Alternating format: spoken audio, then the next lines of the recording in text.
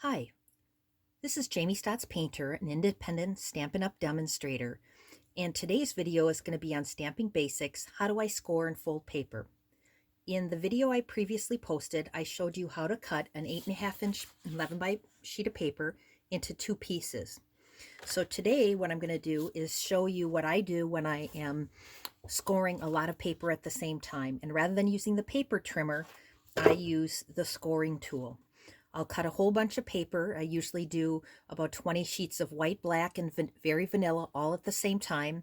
And then I'll score them all at the same time just so that I have them done and ready when the mood strikes me. On this tool here, you have a few different things. You have three, and I can't find where I put my third one, of these little pieces, which fit anywhere up on the top here, and they in these little grooves, and they mark where you plan to cut your paper. It's really important to use them, and I use them all the time when I'm doing more than one because my brain tends to wander when you're doing this. And so this way it keeps me on track so I don't accidentally do it in a different place. Because when I haven't used it, even though I know where I should be doing it each and every time, I found where I start folding going, oh, I've been a 1/4 inch off and I'm thinking of something different. So what you want to do first is take your paper and you put it against both sides so that it's flat. Again, I'm going to take this one off because since I'm at 8.5, 4 1/4 is where my middle point is. This scoring tool has a larger nub and a smaller nub, and I always use the larger one when I'm doing it. Press down firmly and you push it through. And I do that because the smaller nub sometimes will go through the paper if you press too hard. I use the smaller nubs for helping to make flowers pop up on a card, and I will show you that in a different demonstration. So I always use the big, thicker nub one here. And it's got this nice little place here where you can store it so that you don't lose it. You can also put in here your bone folder or these additional pieces inside there so you don't lose it. Now, when I am doing this, I just want to tell you there are a lot of different places that you can buy these things from. I like this because when you go to other stores that I have seen over the years, when I first started stamping, I got a Martha Stewart one, and it's because Martha's best known for do-it-yourself kind of things.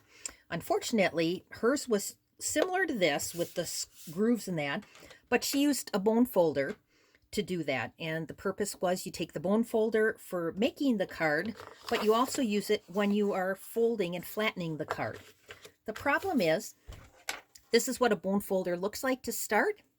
Here's what it looks like when you start using it a lot, using a plastic container. And the plastic on plastic over time is going to ruin the edge. But in a moment, if you can't find this, you can always use your bone folder to score down the line to make it work. But again, that's the reason why you don't want to use this. It was a nice concept for them because then you'd do it this way, and then when you go to, you use the bone folder to make this nice and flat.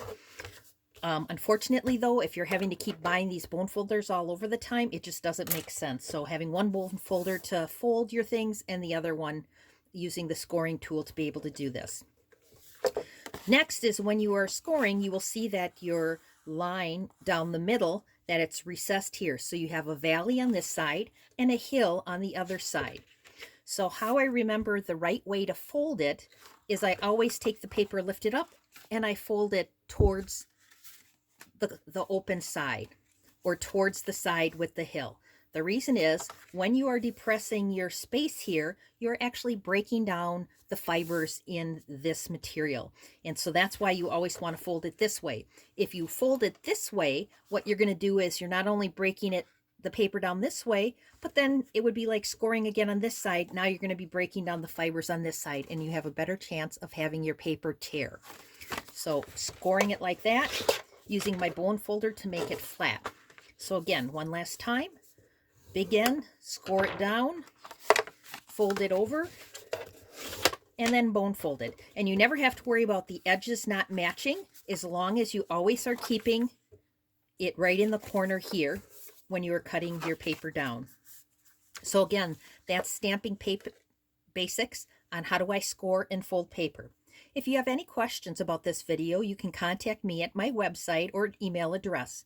Again, this is Jamie Statz-Paynter, and thank you for joining me in Stamping Basics. How do I score and fold paper?